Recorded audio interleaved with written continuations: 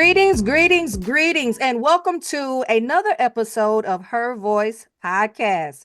Listen, I hope that all of you are staying warm during this winter season. We are certainly going to spice it up and heat it up with this week's episode.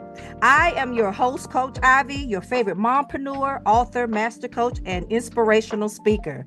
At this time, I want to turn it over to our cast, starting with Davida. Salutations, everyone. I am Davida Foushee, and like I say, stay prayed up every day. Hey, it's Lady D. And it's Crystal coming in with her voice. In this episode, we're going to be doing Her Tax Chronicles 2, Standing on Business. And who else then to do it than our very own Melly Mel. Hey, Crystal. Y'all know me. This is Melonie. You ain't through with me yet. So, Melonie, we are still talking about taxes, and we're getting a lot deeper with this conversation. So, a lot of people are either uneducated or just misinformed about taxes. So, we would love to start talking about some of the things that we probably have missed. I wanted to ask you a quick question about businesses when it comes to taxes. So one of the questions I would like to ask is, what types of taxes do businesses have to file? And do the structures of taxes change the taxes up for us? Great question, Davida. Yes. Your structure of your business will potentially change how you file your taxes. However, everybody, and I do mean everybody, will file a 1040. That is your standard form. That's what you start with. But depending on what type of business you have, like versus a LLC, sole proprietor, a S corp, that determines and feeds what basically drives what you would file your taxes on. For people with S corps and LLCs, they're going to file a regular 1040 because those taxes, believe it or not, y'all, when you have an LLC or S corp, guess what? Your taxes are connected to your personal funds. So there's no extra form you have to fill out, nothing different. It's just attached to you. So your 1040 that you fill out, it's an extra, basically a schedule. I know y'all have heard of those schedules. You got schedule A, B, C, D, E. I can keep going. But you're going to have to fill out a schedule C to just basically put all your expenses and your income, all of those different things on there. And I didn't mean to say Schedule C, but I did say that. So you have to do those first. Now, if you did like an S corp, and I would suggest you do an S corp if your business is making over $100,000. Now, of course, there are a lot of small businesses that are not making that kind of money. But once you get into that realm, your best bet would be to transfer your business into an S corp. And the reason being is because of the percentage that you're paying taxes. Believe it or not, when you're LLC and an S corp, is a sole proprietor. So you'll want to, when you're doing an LLC or a sole proprietorship, those are attached to your money. That's what, is going to go on a extra schedule that's added to it that has all those expenses on there. And what happens is you are then taxed on a different tax rate. So you're no longer in like a tax bracket. You're not a tax rate because now you have to pay for those taxes that you didn't pay for when you made that income. That's why a lot of people like to throw those losses out there. When it comes to an S corp, what then happens is you then become an employee of your corporation. So then you become like a little small corporation and you actually pay yourself a salary and you take your taxes out, your Medicare, your FICA, your federal, your state, all those taxes that we don't want to pay. Those are what you then take out.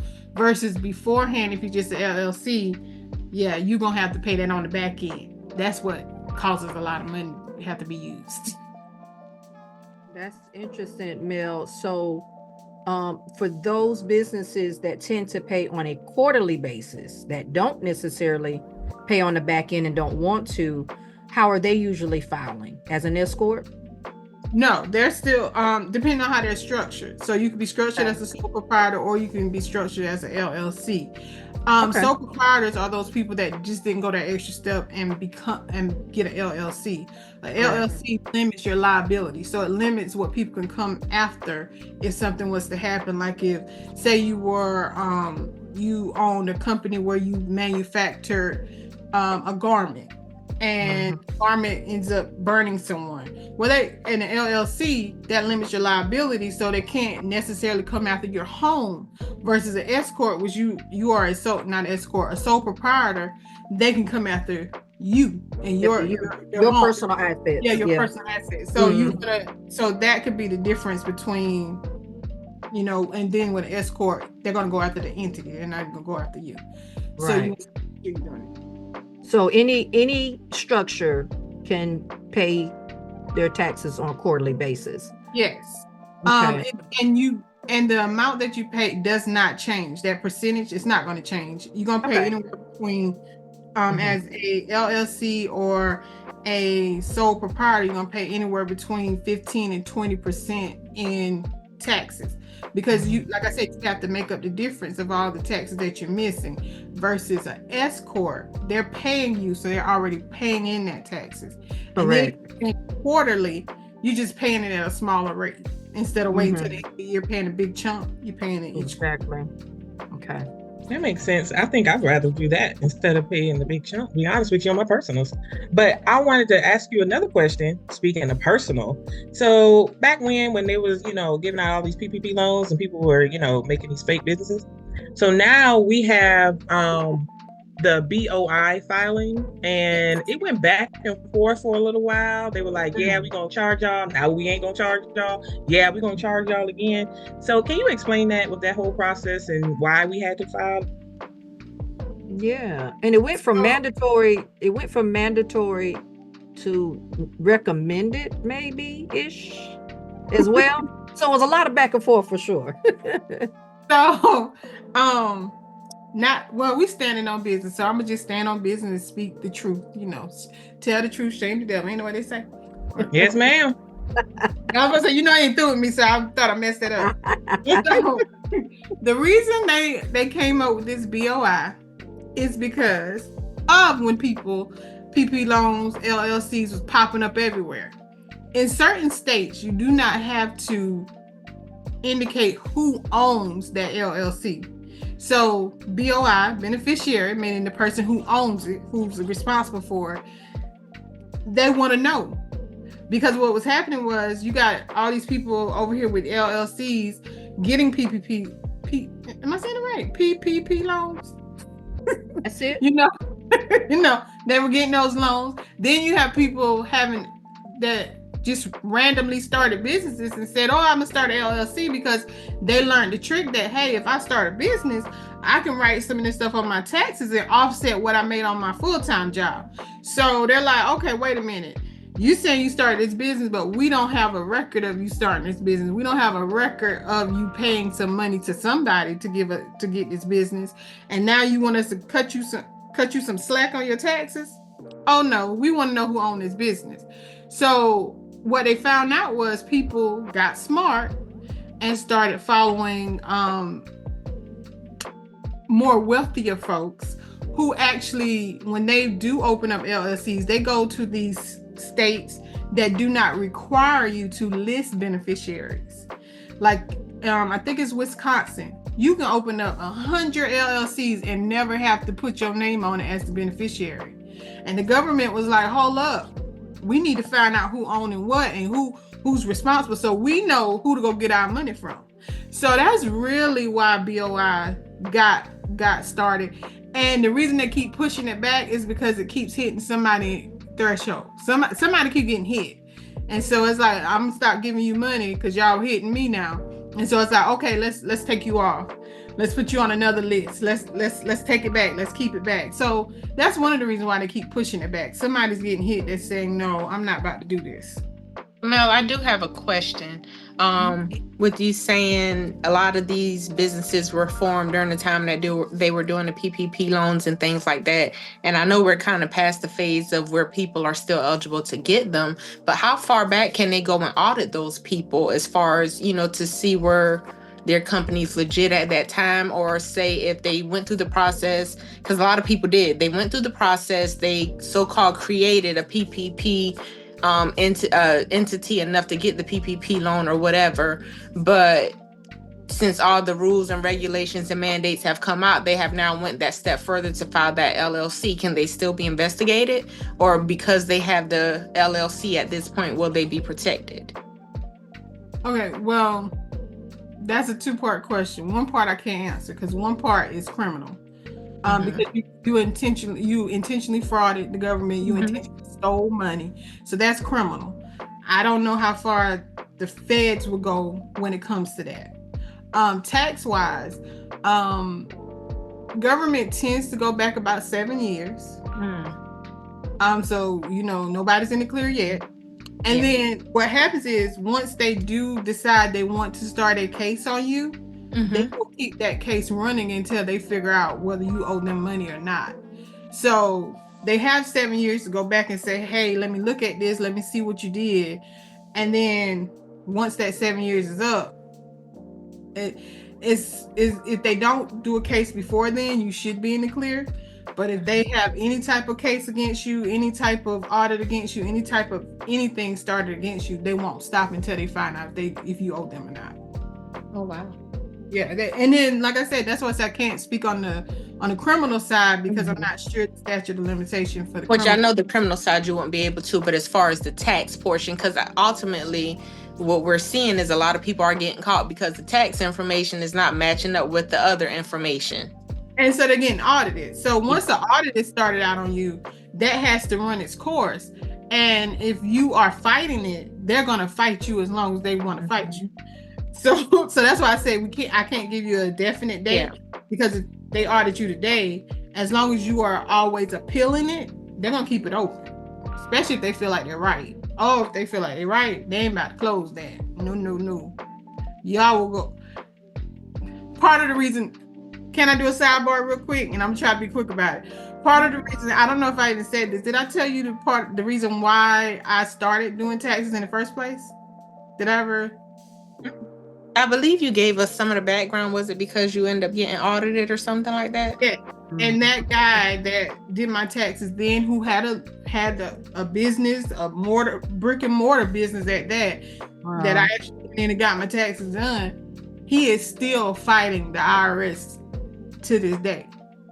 He keeps appealing his case. He keeps losing, and then he keeps appealing it. Wow. So that's why I say, like, if they know they're right, they're gonna fight you to the end power. They don't care. I feel like student loans, like things last for 30 years. Right. Yeah. Back for that money.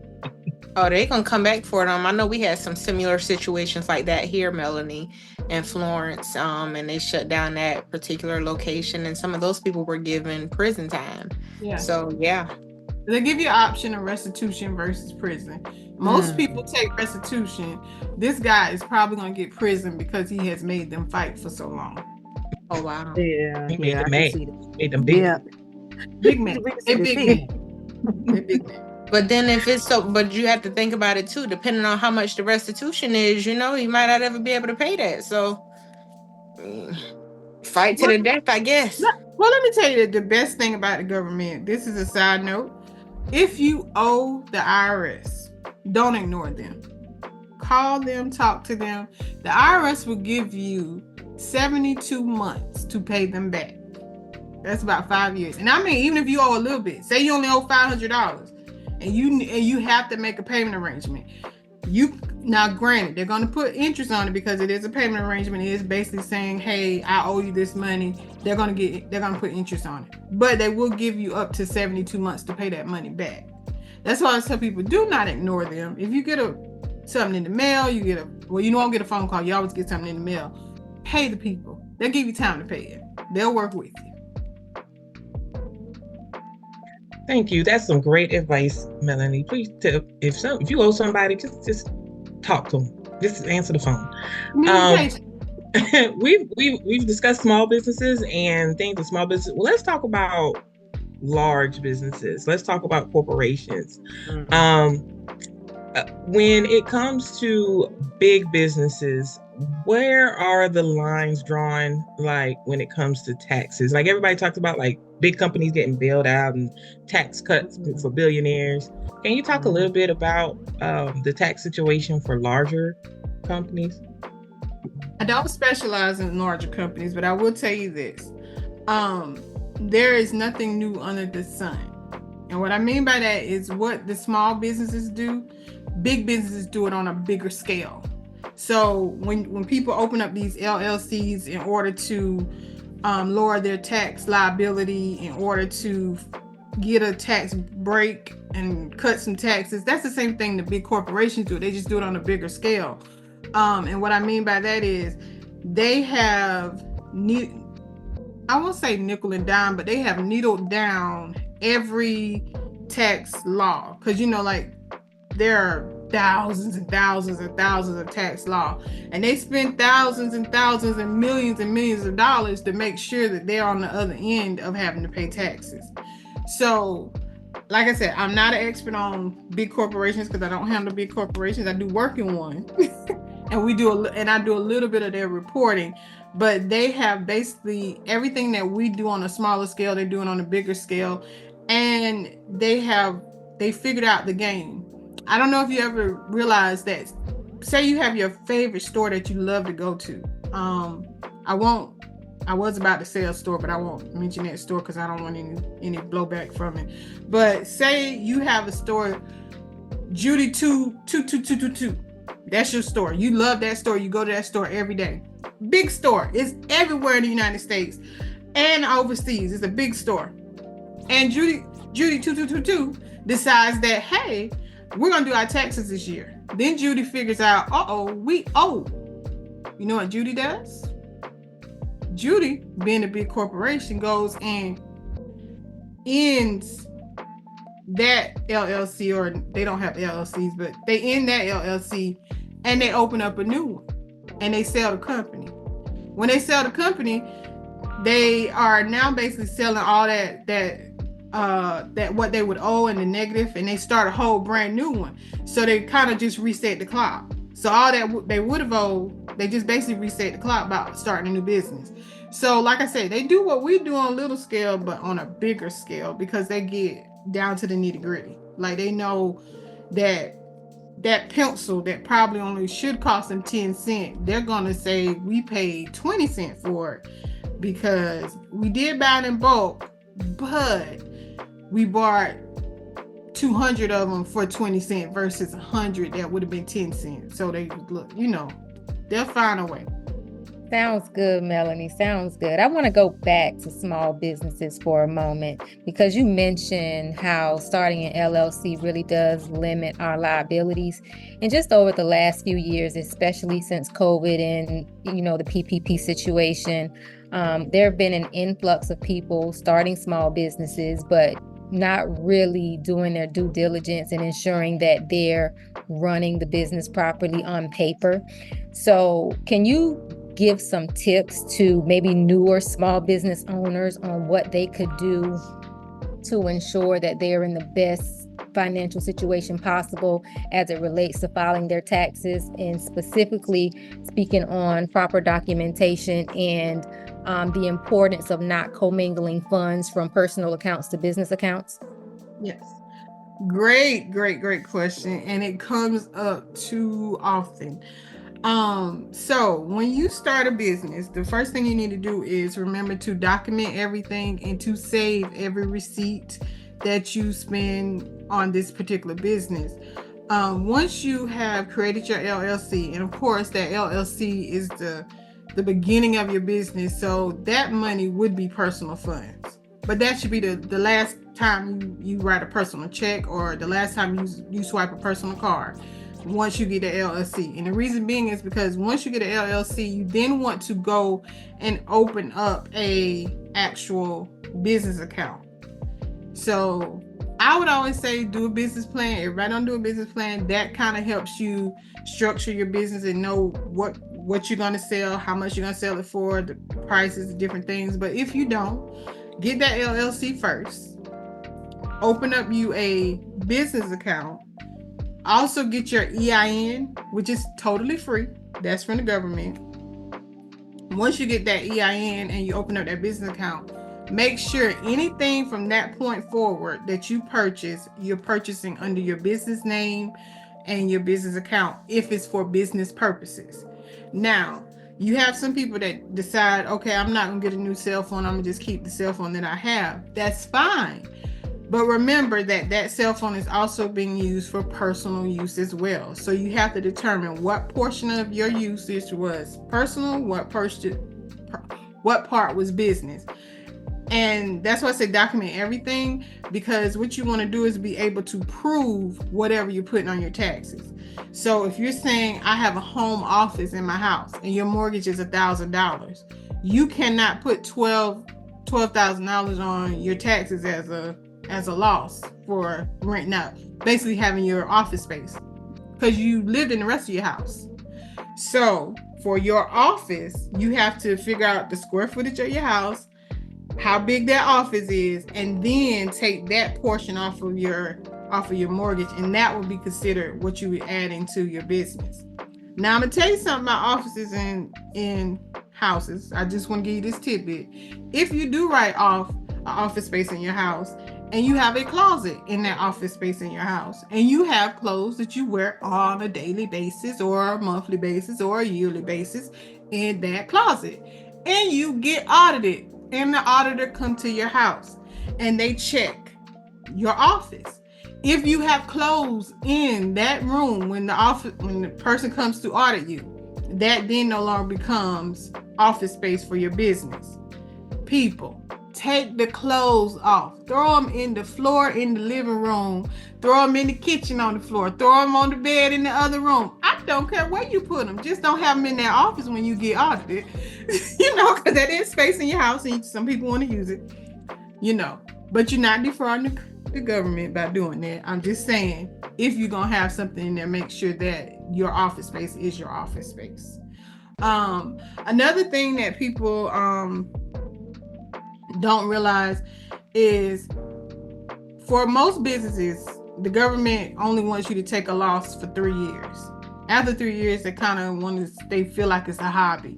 So that's another reason why you want to structure it with an LLC, because you don't have to have an LLC to put a business on your taxes. Everybody know that, right? I hope you do. You can say I open up a business. You don't actually have to structure it with an LLC, but keep in mind that after 3 years, if you don't show a profit, the government's going to say, hey, that's a hobby, that's not a business. Also, if you plan on buying anything and you keep putting all these expenses on there, guess what? When you go to buy something, they're going to say, hey, you can't buy anything because you ain't making nothing because of all these expenses. So that's another reason why you document everything and you kind of keep it separate. Your taxes will commingle, but you keep it separate. So say if that garment that you're selling burns somebody, if you were paying for manufacturers to fix the garment, put it together out your personal money, then if somebody takes you to court, they can actually dig into your personal money as well as your business money. So that's another reason why you want to keep it separate.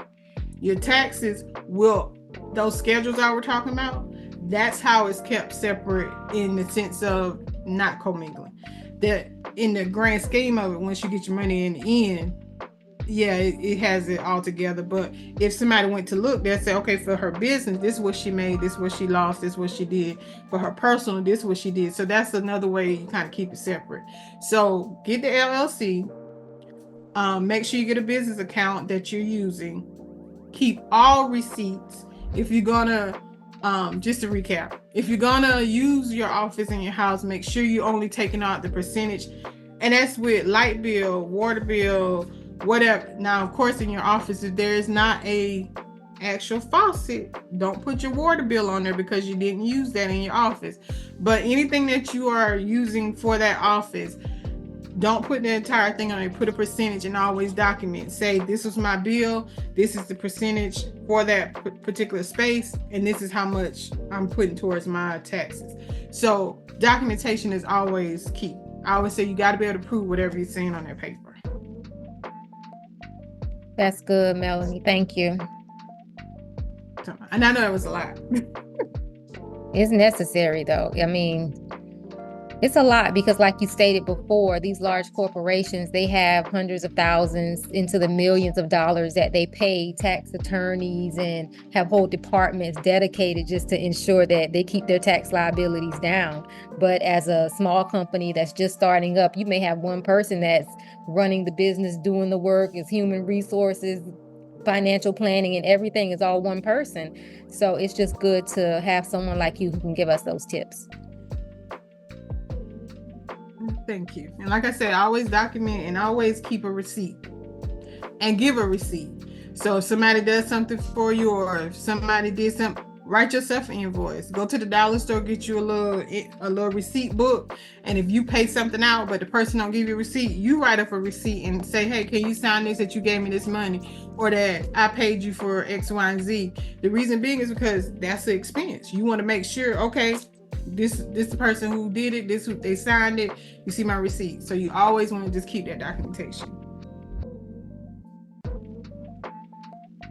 So Mel, with all that being said, as a tax expert, the tax expert that you are, at what point do you recommend that most people start out with small businesses. At what point or what threshold of income do you recommend that they start filing a business tax return separate from their own personal? In other words, what I'm saying, instead of filing like a schedule of business on their personal taxes, when do they need to start separating the two? Good question. My recommendation would be once you start making over $100,000. And the reason being is because once you start making that kind of money, you actually kind of put yourself in another tax bracket. And you also, when you are making that kind of money and you can switch to an actual S Corp, you then can change your tax liability just in that, because now you have the expenses that you had before, plus paying yourself as an expense, any kind of taxes that you paid in, it opens you up to a better place. So I would say $100,000. That's why a lot of these BOIs that are due, you do know there are some companies that are exempt. And the reason they're exempt is because they're Fortune 500 companies. And those Fortune 500 companies have these billionaires that run them. And they don't want their business known. And if you're going to come after me, I'm going to stop putting money into your campaign. I'm going to stop putting money into different sources of different campaigns. I'm not going to honor your charity because, hey, now you're digging in my money, you're digging into my thing. So a lot of things that are coming down the trickle on us, once you hit that $100,000 mark, it no longer applies to you, which is it's ugly to say it, but it's the truth. Once you hit that $100,000 mark, I would say that's when you should create an S Corp and then start paying yourself a wage, a salary wage, whatever you decide, and pay your taxes out of there versus not paying taxes until the end or quarterly, depending on how you want to pay them. Okay. And one last question to add on to that. Since that is the threshold that you recommend, do you do quarterly taxes, or are you just like a seasonal, like once the actual tax season opens up, are you that type of tax preparer, or are you year-round, offer all types of services? I am year-round, all type of services. I believe in and the reason I say I am all type of services and I'm year-round is because I want my clients to be with me throughout the year anyway. I want you to call me, contact me, let me know, hey, sis, I done bought such and such and such. Is this gonna be, am I gonna be able to write this off? Or I think I'm about to make $100,000 on this one job. What should I do? How should we go forward? That way we could sit down and we could talk about it and say, okay, this is what we're going to do now. We're going to change you to an S Corp. Or like I said, this first quarter you made $10,000. okay, we can sit down, we can go ahead and do the numbers and go ahead and get your quarterly taxes paid. That way, by the end of the year, you're not hit with a big tax. So, because the goal is to make a profit, people. That's the goal. That is one of your sayings for sure. I know two things that I've heard you say, and you be very, very firm about. Save your receipts. And eventually you want to make a profit. Make a profit. Because a lot of people always think, oh, I'm gonna start a business so I can offset what I make on my full-time job. No, your goal is to replace your full-time job with your business. Yeah. Well, listen, I want to shift gears just a little. And maybe all of us can share our take on what seems to be a viral rumor at the time as it pertains to the child tax, the child tax law, if you will. For those who are paying child support, will be able to declare those children on their taxes. And so I find this very interesting. I'm one to always go to the facts when I think about or when I hear these types of rumors. I want to get into the details of it because there's always some details, some clauses, or even some exceptions, if you will. But of course, you know, the internet is blowing up. And so to the point, I heard one lady say, she said, listen, she said, for those that are paying $100 and $200, this conversation is not for you. I'm just saying, you know, whether she's right or not, I just thought that was just entertaining to my soul. Okay. She said, now for those that may be paying about $10,000 a year, okay, maybe this will impact you. But for the rest of y'all doing like $28 a week, no, this is not your conversation. But nonetheless, Melonie, what are your takes on this potential new tax law that may be coming through? I laugh because it's two ends of the spectrum that you are referring to. Those $40,000 child support payers are really who they are trying to help out if this ever comes to fruition. Let's current taxes are regular. Don't go running. If you are paying child support currently, please do not go running to your taxpayer talking about, oh, I can claim my baby now. No. You better have a conversation with that lady or that man first, because it could be either way. Men can pay child support and women. Oh yeah, either way. They have that conversation first. So for them, that I think that is where this is really kind of resonating. Not to get into anybody's finances, but one of the leading people that's probably backing this is probably paying upwards of $100,000 in child support per month. But he makes that kind of money, so he should pay that kind. However, like I said, if this ever comes to fruition, which I don't think it will, if it does, just to make people feel a little bit better about themselves, hey, if you do pay only $100 and you don't even pay your $100, because most people have back child support if they have a low child support. Guess what happens when you file your taxes? That child support will snatch anything that you haven't paid. So if you have back child support, if you owe, it's going to snatch it. So in a sense, it actually will help both of the parents, because the parent that receives child support will receive the tax return, and the that owes child support will get that amount taken off of their big amount. I think it's ridiculous. I'm just like, it's ridiculous. Like, nah, you can't. No, it's ridiculous. I don't think it's gonna come to fruition. But if it does, it is. Believe it. It is not for that person that's only getting $200 for the month for their child. It is for that person that is paying $40. Once again, it's for the wealthy, because those are the ones that pay $40,000 a month for child support. They should, because they make that kind of money. And their children require that kind of money because private school, security for some. So yeah. That's what I'm like. I don't know what else to say on it. I don't think it's gonna come to fruition. Yeah. You spoke your piece. You spoke And your I don't piece. agree. With it. I don't agree with it whatsoever. But if it does come to fruition, ladies and men, whoever is the recipient of the child support, just hope the person owes back child support or they're not paying it, because they're gonna run down there, throw that baby on there. You're gonna get a nice check in the mail. Because at the end of the day, they owe you. They owe you. Yeah. And make sure you have it on record that they, like, just before tax season, which, by the way, tax season has already begun. If most of you don't know, tax season starts January 1st of every year. And this year, the government is accepting our tax returns on January the 27th. Okay. So just know that you'll get a little chunk of something.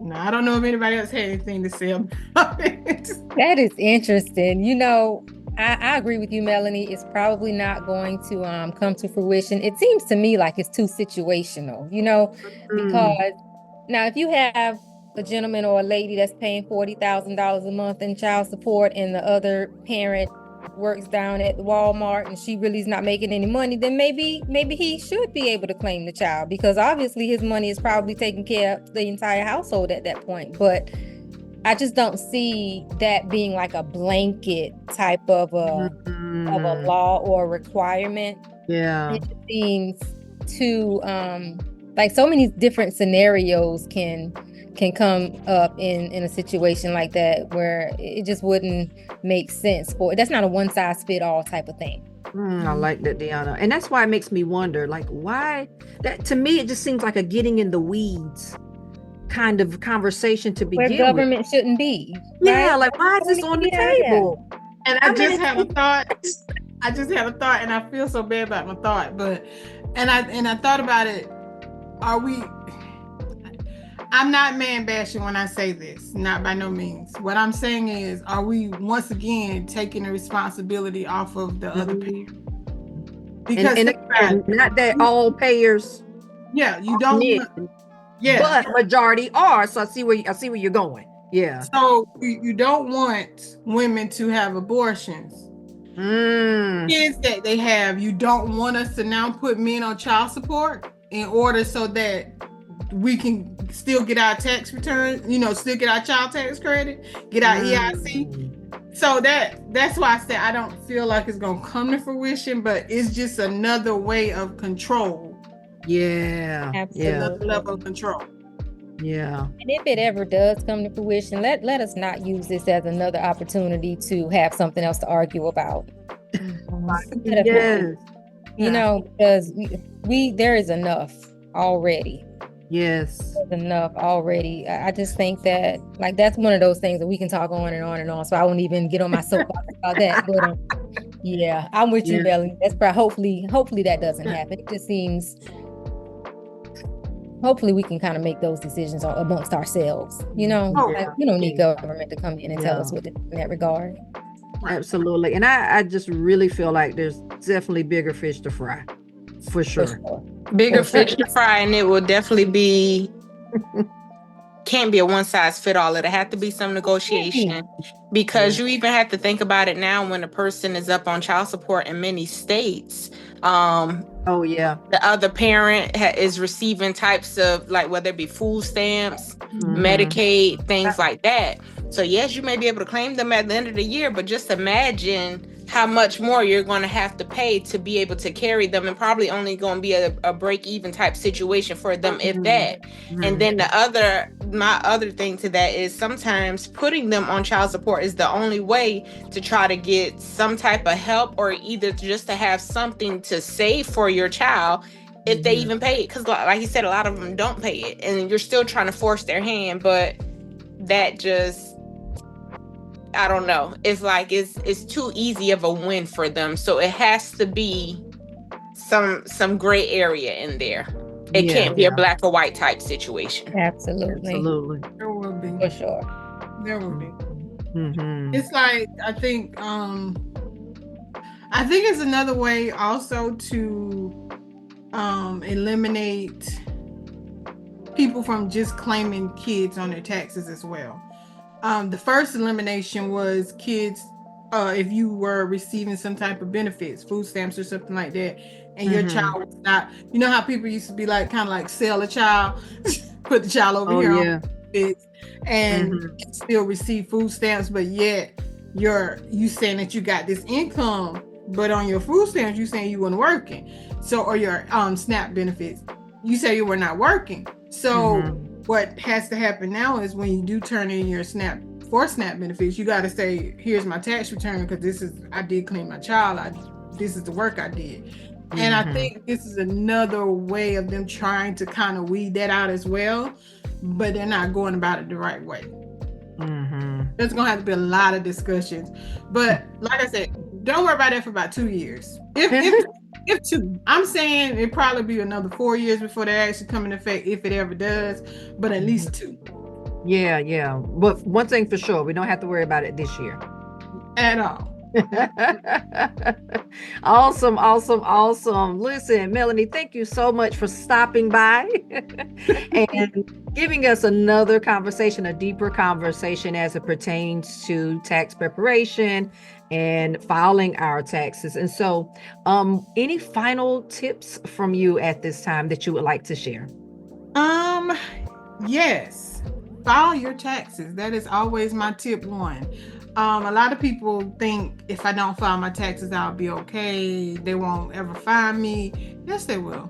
If you have worked a job where they have taken out taxes and the taxes that they've taken out is not acceptable in the sense that they kind of match what should have been taken out, they're going to fine you.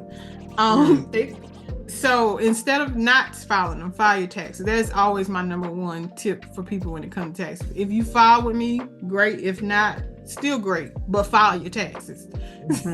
Yeah. That's my number 1 and only tip. File your taxes.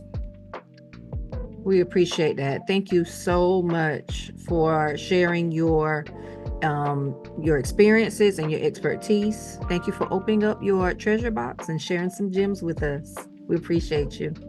Thank you for having me. I feel honored. Absolutely. One of our very own here in the Her community. Listen, we are always looking for a purpose partner, so we welcome you to explore and learn more about the Inspire Her community by visiting www.inspirehernetwork.org. Also, feel free to follow us on Facebook, Instagram, TikTok, and LinkedIn at Inspire Her Network. We thank you so much for joining us here on another segment of Her Voice. Remember to go forth, be bold, be courageous, file your taxes, and be inspired.